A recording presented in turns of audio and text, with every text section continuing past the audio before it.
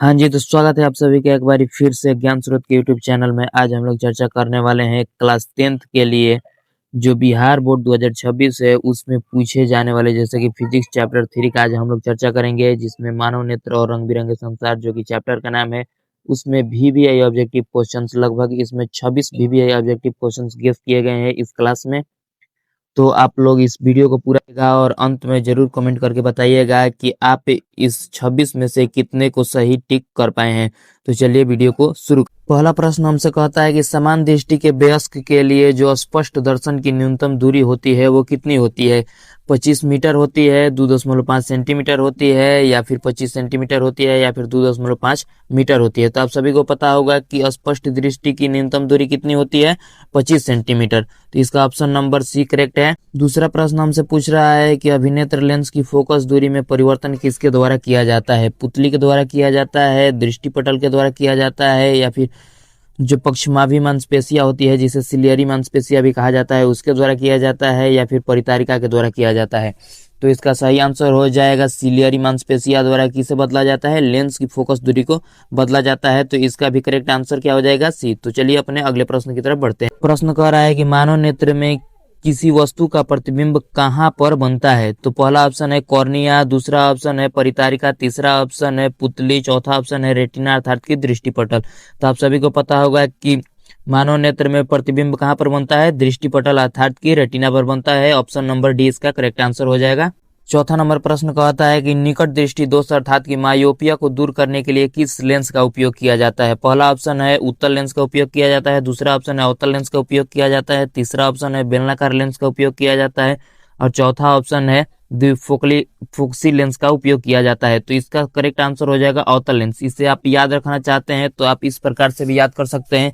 जैसे निकट में देखिएगा तो 3 गो अक्षर है और दूर दृष्टि दोष जो होता है उसमें 2 अक्षर है। तो अधिक वाला अधिक वाले के साथ मिलेगा और कम वाला कम वाले के साथ मिलेगा। मतलब कि अगर निकट दृष्टि दोष है तो इसमें अधिक अक्षर हो गए तो अधिक अक्षर वाले लेंस के साथ मिलेगा। अगर दूर दृष्टि दोष होता है तो इसमें कम अक्षर है तो इसलिए यह कम अक्षर वाले लेंस के साथ मिलता है, मतलब कि उत्तल लेंस के साथ। तो दूर दृष्टि दोष में किसका उपयोग होता है? उत्तल लेंस का, और निकट दृष्टि दोष में अवतल लेंस का। तो चलिए आगे प्रश्न की तरफ बढ़ते हैं। देखिए हमसे पूछ ही दिया कि दूर दृष्टि दोष जो होता है हाइपर मायोपिया, उसका उपयोग उसके ठीक करने के लिए किस लेंस का उपयोग होता है? तो अभी हमने समझा किस लेंस का उपयोग होता है? उत्तल लेंस। तो चलिए 6 नंबर प्रश्न की तरफ बढ़े कि तारों के टिमटिमाने का मुख्य कारण क्या है? तारों के टिमटिमाने का मुख्य कारण क्या है? पहला ऑप्शन है जो कह रहा है कि वायुमंडलीय प्रकीर्णन, दूसरा ऑप्शन है कह रहा है वायुमंडलीय अपवर्तन, तीसरा ऑप्शन है कुल परावर्तन, और चौथा ऑप्शन है विक्षेपण। तो आप सभी को पता होगा कि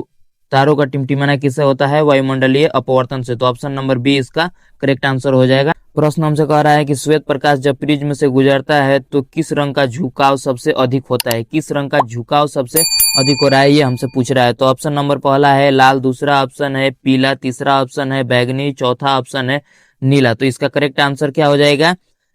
बैगनी। सी नंबर ऑप्शन इसका करेक्ट आंसर हो जाएगा। सबसे ज्यादा झुकाव किसका होता है? बैगनी का। आप लोग भी अपना आंसर जो नोट करते रहिएगा, अंत में कमेंट में जरूर कीजिएगा कि आप कितने सही आंसर टिक कर पाए हैं। तो चलिए अपने अगले प्रश्न की तरफ बढ़ते। प्रकाश के किस घटना के कारण आकाश का रंग नीला दिखाई देता है? तो प्रकाश के किस घटना के कारण आकाश का रंग नीला दिखाई देता है? ऑप्शन नंबर हमारा पहला है अपवर्तन, दूसरा है परावर्तन, तीसरा है प्रकीर्णन, चौथा है विक्षेपण। तो आप सभी को पता होगा कि छोटे छोटे कणों द्वारा प्रकाश के प्रकीर्णन के कारण आकाश क्या होता है? नीला दिखाई देता है। सही है। तो चलिए अगले प्रश्न की तरफ बढ़ते हैं। 9 नंबर प्रश्न हमसे कह रहा है कि स्पेक्ट्रम प्राप्त करने के लिए किसका उपयोग किया जाता है? कांच की सिल्ली का उपयोग किया जाता है, अवतल दर्पण का उपयोग किया जाता है, उत्तल लेंस का उपयोग किया जाता है, या फिर प्रिज्म का उपयोग किया जाता है? तो आप सभी को पता होगा कि स्पेक्ट्रम प्राप्त करने के लिए किसका उपयोग किया जाता है? तो प्रिज्म का उपयोग किया जाता है। ऑप्शन नंबर डी इसका करेक्ट आंसर हो जाएगा। चलिए अब अगले प्रश्न की तरफ। प्रश्न कह रहा है कि जो नेत्र निकट रखी वस्तु को साफ साफ नहीं देख पाता है तो उस नेत्र दोष को क्या कहा जाता है? मतलब कि जो उस नेत्र में दोष उत्पन्न हुआ है उसे क्या कहा जाएगा? दूरदृष्टि दोष कहा जाएगा, या फिर निकट दृष्टि दोष कहा जाएगा, या फिर जरा दूरदृष्टि दोष कहा जाएगा, या फिर अबिंदुकता कहा जाएगा? तो आप सभी को पता होगा कि वस्तु हम कहाँ का नहीं देख पा रहे हैं? निकट का। तो इसीलिए हमारा आंसर क्या होगा? दूरदृष्टि दोष। ठीक है। यदि हम वस्तु निकट का नहीं देख पा रहे हैं तो दृष्टि दोष कौन सा हुआ है? दूरदृष्टि दोष। तो इसका ऑप्शन नंबर ए करेक्ट हो जाएगा। जहां का है उसका उल्टा वाला आंसर होता है। ठीक है। यदि यहीं पर पूछता है कि दूरदृष्टि दोष मतलब कि दूर की वस्तु नहीं दिखाई दे रही है, तो हमारा आंसर क्या होता है? निकट दृष्टि दोस्त। यहाँ पर पूछ रहा है निकट की वस्तु नहीं दिखाई दे रही है, तो हमारा आंसर क्या हो जाएगा?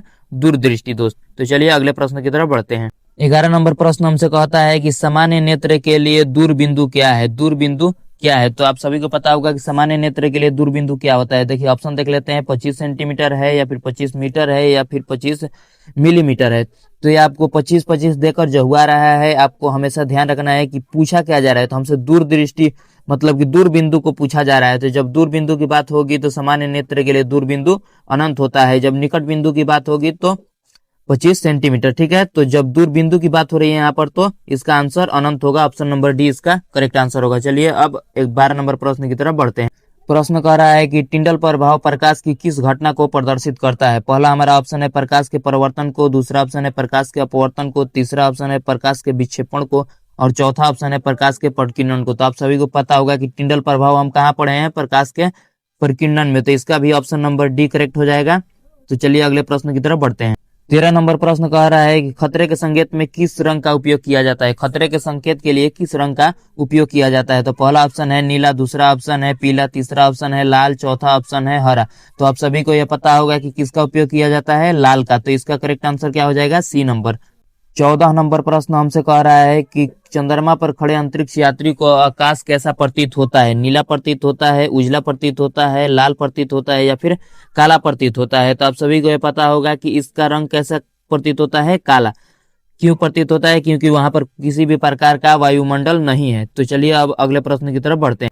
15 नंबर प्रश्न हमसे पूछ रहा है कि एक स्वस्थ आंख के लिए जो होता है कि दूरी विस्तार कितना होता है, या फिर रेंज ऑफ विजन कितना होता है? इसे एग्जाम में एक और नाम से भी पूछा जाता है, वो कहा जाता है कि एक स्वस्थ आंख के लिए दृष्टिपरास कितना होता है? तो उसका भी सेम आंसर होगा। तो चलिए ऑप्शन को देख लेते हैं। 25 सेंटीमीटर से 100 सेंटीमीटर तक नहीं, 0 सेंटीमीटर से 25 सेंटीमीटर तक नहीं, 25 सेंटीमीटर से अनंत तक, यही करेक्ट आंसर हो जाएगा। क्यों? क्योंकि निकट बिंदु 25 सेंटीमीटर होती है और दूर बिंदु अनंत होती है। तो इसके बीच की क्षेत्र को क्या कहते हैं? दृष्टिपरास। तो चलिए अगले प्रश्न की तरफ बढ़ते हैं। इसका करेक्ट आंसर सी हो जाएगा।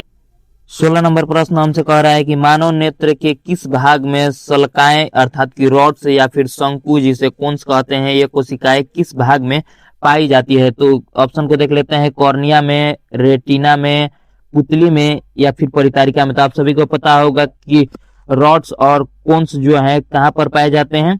रेटिना में। यहीं पर जो रंगों का विस्तार होता है, रंगों को समझने के लिए कोन्स का इस्तेमाल होता है, और गति को समझने के लिए रॉड्स का इस्तेमाल होता है। ये कोशिकाएं हमें रंग और गति के बारे में बताती है। यह कहाँ पर मौजूद होती है? रेटिना पर। तो चलिए अगले प्रश्न की तरफ बढ़ते हैं। 17 नंबर प्रश्न हमसे कह रहा है कि रेटिना पर बनने वाला प्रतिबिंब होता है। ऑप्शन है सीधा और आभासी, दूसरा ऑप्शन है उल्टा और वास्तविक, तीसरा ऑप्शन है सीधा और वास्तविक, चौथा ऑप्शन है उल्टा और आभासी। तो इसका सही आंसर क्या हो जाएगा? उल्टा और वास्तविक। ऑप्शन नंबर बी इसका करेक्ट आंसर हो जाएगा। अगले प्रश्न की तरफ बढ़ते हैं। 18 नंबर प्रश्न हमसे कह रहा है कि इंद्रधनुष अर्थात की रेनबो बनने के लिए प्रकाश की कौन सी प्रक्रिया शामिल होती है? केवल अपवर्तन होता है, या फिर केवल विक्षेपण होता है, या फिर अपवर्तन, विक्षेपण और पूर्ण आंतरिक परिवर्तन होता है? यह ऑप्शन नंबर सी था, और डी नंबर ऑप्शन कह रहा है कि केवल परिवर्तन होता है। तो इसका करेक्ट आंसर होगा ऑप्शन नंबर सी। क्यों? क्योंकि इसमें जो इंद्रधनुष बनता है उसमें अपवर्तन भी होता है, विक्षेपण भी होता है, पूर्ण आंतरिक परिवर्तन भी होता है। तो इसीलिए इसका ऑप्शन नंबर सी करेक्ट हो जाएगा। 19 नंबर प्रश्न हमसे कह रहा है कि श्वेत प्रकाश के 7 रंगों में विभक्त होने की घटना को क्या कहते हैं? ऑप्शन नंबर पहला है अपवर्तन, दूसरा है परिवर्तन, तीसरा है वर्ण विक्षेपण, चौथा है प्रकीर्णन। तो आप सभी को पता होगा कि 7 रंगों में विभक्त होने की घटना को क्या कहते हैं? वर्ण विक्षेपण। तो इसका ऑप्शन नंबर सी करेक्ट हो जाएगा। 20 नंबर प्रश्न हमसे पूछ रहा है कि किस रंग का तरंग दैर्ध्य सबसे अधिक होता है? पहला ऑप्शन है बैगनी, दूसरा ऑप्शन है नीला, तीसरा ऑप्शन है लाल, चौथा ऑप्शन है पीला। तो आप सभी को पता होगा सबसे अधिक तरंग दैर्ध्य किसका होता है? लाल का। कितना होता है? 700। तो इसका ऑप्शन नंबर सी करेक्ट हो जाएगा। 21 नंबर प्रश्न हमसे कह रहा है कि नेत्र की समंजन क्षमता कम हो जाने से कौन सा दोष होता है? तो आपको पता होगा कि नेत्र की समंजन क्षमता बुढ़ापे में कम होती है, जिससे जरा दूरदृष्टिता होती है। ऑप्शन नंबर सी इसका करेक्ट हो जाएगा। नेत्र की समंजन क्षमता कम हो जाए तो कौन सा दोष उत्पन्न होता है नेत्र में? जरा दूरदृष्टिता। 22 नंबर प्रश्न हमसे कह रहा है कि जरा दूरदृष्टिता को दूर करने के लिए किस लेंस का उपयोग किया जाता है? तो ऑप्शन है उत्तल लेंस का उपयोग किया जाता है, अवतल लेंस का उपयोग किया जाता है, या फिर बाइफोकली लेंस का उपयोग किया जाता है, या फिर बेलनाकार लेंस का उपयोग किया जाता है। तो आप सभी को पता होगा किस लेंस का उपयोग किया जाता है? बाइफोकल लेंस जिसे द्विफोक्सी लेंस भी कहा जाता है, यह किसके लिए उपयोग होता है? जरा दूरदृष्टिता के लिए, इसीलिए इसका option number C correct answer हो जाएगा। 23 नंबर प्रश्न हमसे कह रहा है कि प्रकाश का परिकीर्णन कणों के आकार पर निर्भर करता है, तो बताइए कि अत्यंत सूक्ष्म कण किस रंग को सबसे अधिक परिकीर्णित करते हैं? तो हमारा पहला ऑप्शन है लाल, दूसरा ऑप्शन है पीला, तीसरा ऑप्शन है नीला, चौथा ऑप्शन है हरा। तो आप सभी को पता होगा सबसे ज्यादा छोटे छोटे कण किस रंग को प्रकाशित मतलब की परिकीर्णित करते हैं?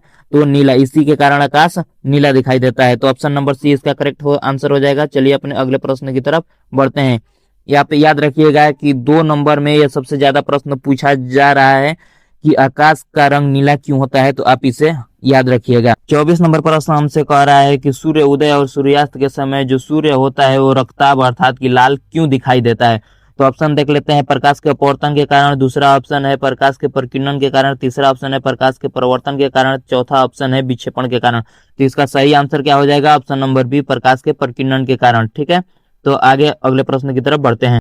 25 नंबर प्रश्न हमसे यह पूछ रहा है कि प्रकाश की चाल सबसे अधिक कहां पर होती है? पहला ऑप्शन है कांच में, दूसरा ऑप्शन है पानी में, तीसरा ऑप्शन है निर्वात अर्थात कि वैक्यूम में, और चौथा ऑप्शन है हवा में। तो इसका करेक्ट आंसर क्या हो जाता है? निर्वात में। ऑप्शन नंबर सी इसका करेक्ट आंसर हो जाता है। और आप कमेंट करके बताइए कि निर्वात में प्रकाश की चाल कितना होता है।